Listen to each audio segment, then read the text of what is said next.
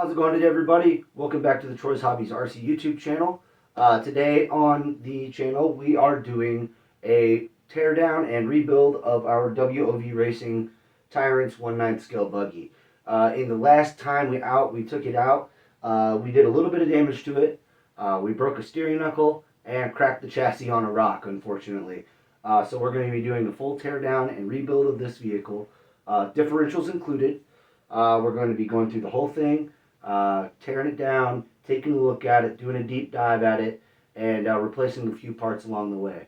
So let's go ahead and get into this vehicle and see what we need to do to fix it.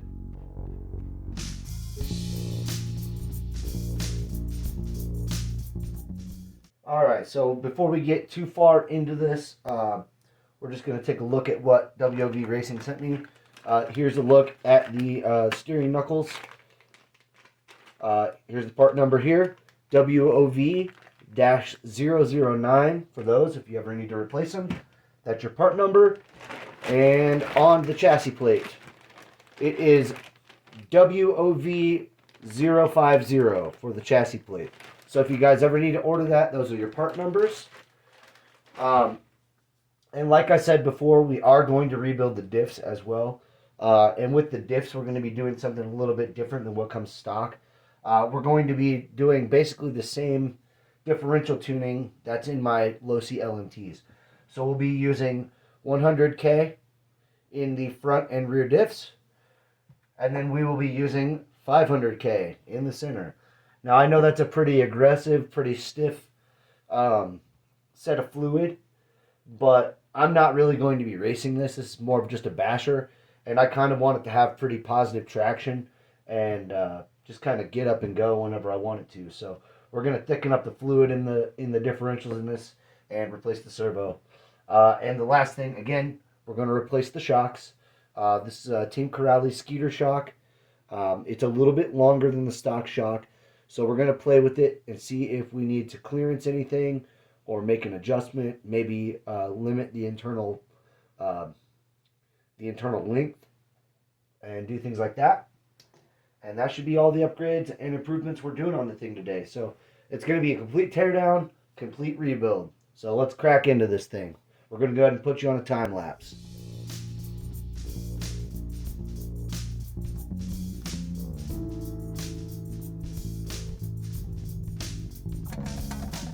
Okay, so we're really just getting started here right off the bat, and I just want to talk about something with this vehicle that is definitely peculiar, that's a little bit different. The capture system on the front wheel, it's kind of like a slide system.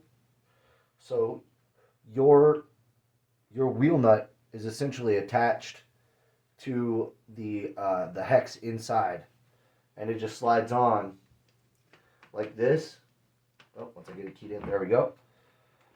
And all you have to do to remove your wheels is take off this little capture nut. You just remove it from in here, and then you can actually just directly take this off without having to detach your wheel nut. And it's actually a pretty cool system. I haven't really seen that too many times before. Just something really quick that I wanted to point out, something unique that I've seen on this vehicle. Again, this is kind of, it's a new car on the market, so it's going to have some new designs and new ideas that some of the other companies aren't doing yet.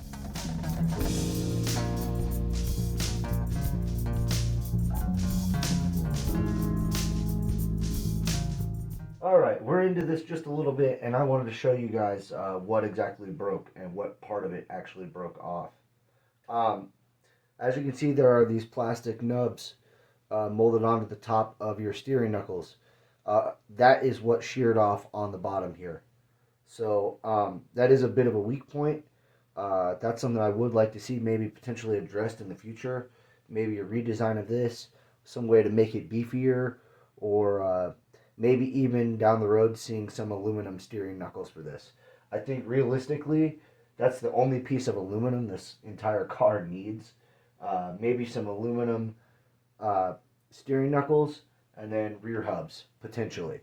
Other than that, I would leave everything else plastic for good fail points. The bearings are still perfect, so I'm going to keep them and use them in the new part. The drive shaft is in perfect shape. There's no other damage other than just this little molded weak point right here, which, you know, not a big deal. This is just something that can be refined, redesigned. You know, this is the beautiful thing about manufacturing and user feedback. So hopefully they listen, and we can get this thing swapped out here real quick, and we'll be back up and running here pretty quick.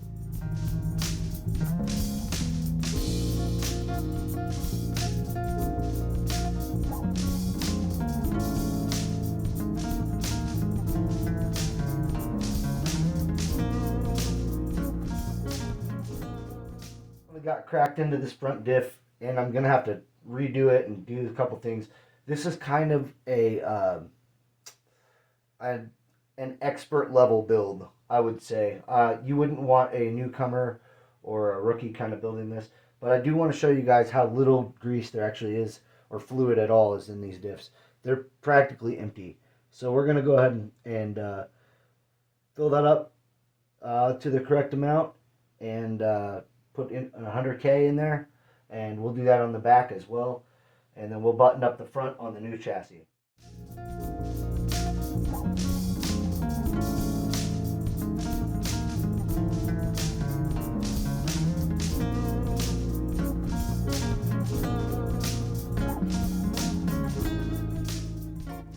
Alright guys, we are back. We have most of the front rebuilt. I'm just test fitting these Corrales shocks. They're not fastened yet, but I just want to show you that they will go on the truck. The only thing is, you're going to lose just a little bit of travel. Not too much, maybe an 1/8 of an inch compared to the stock shocks. But unfortunately, these stock shocks, I think I either bent them or something happened to them, and they're not damping correctly. So I'm going to take the internals out of these, put them inside the Corrales here, and then we're going to run these shocks instead. And these are very, very nice, very smooth. It'll just, you know, you just lose just a little bit of ride height, but that's no big deal. Alright guys, we're going to pick back up where we left off. It's the next day, so I just want to show you guys what I did. All I did was reassemble the front, and I did fit these Team Corrales skier shocks. What I did to do that, though, is I had to add these little red spacers inside of the collars here, and then also one on the inside of the bottom collar. So those are in there. This is just a temporary solution for right now. I do believe that WOV Racing and Buddy RC are going to be selling some upgraded stock shocks, and I'm going to be figuring out what the situation is with those and potentially fitting those back on the truck or on the buggy here in the near future. So these are just a temporary solution, just for temporary sake. So we're going to get back into the build. I'm going to start building the back of this buggy next, and then we'll do the center section.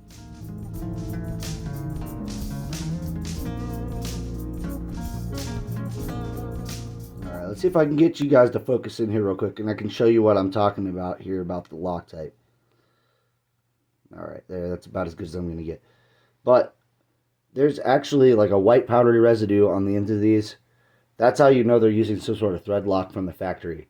This is seizing up due to one reason or another, and it makes it almost impossible to get these out of the motor mount. So be very, very, very careful with your motor mount screws, guys. Alright, we are into the rear diff, and once again, just wanted to show you guys, it's pretty well empty. There's not much of any fluid in there. So we're going to top that off with 100K and put this thing back together, get it all assembled, and then we're going to put 500K here in the center diff. Alright guys, we are down to the center diff. Just wanted to show you guys how little fluid is in there. That's all they put in there out of the factory, just a little bit, just like a drop or two in there. So again, we're going to pop this, fill this up with 500K. We're going to have to let it sit for a little bit because it's really, really thick fluid. But then we're going to do the final reassembly here. We're actually very, very close to doing the final reassembly. So we're close, guys. I promise.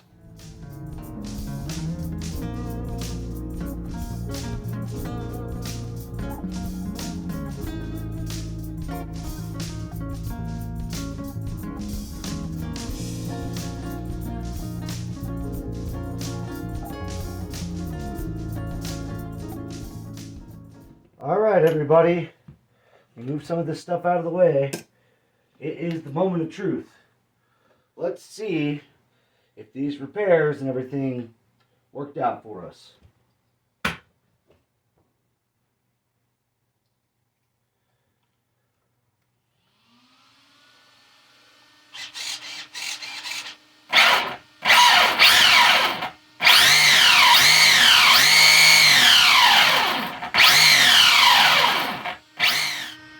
Alright, let's try that again, shall we? Much better. Alright, everybody, that's going to be it for today on the Troy's Hobbies RC YouTube channel. It took us a couple days to rebuild this vehicle. There was a lot of stuff to kind of go through. It's a new car, so there's a lot of things to fuss with, things to mess with, things to learn. So I went through this thing. Every nut and bolt got redone on it. Everything got finished. Everything got cleaned up. Chassis replaced. We did not replace the servo. So the servo is actually a 23 tooth servo. And so the servo saver wouldn't fit the aftermarket servo that I had. So we're just going to run the stock servo until it gives up. Which, you know, no big deal. Other than that, we just put the Corrali shocks on the front, not on the back, because the back ones were still good. And we replaced the chassis.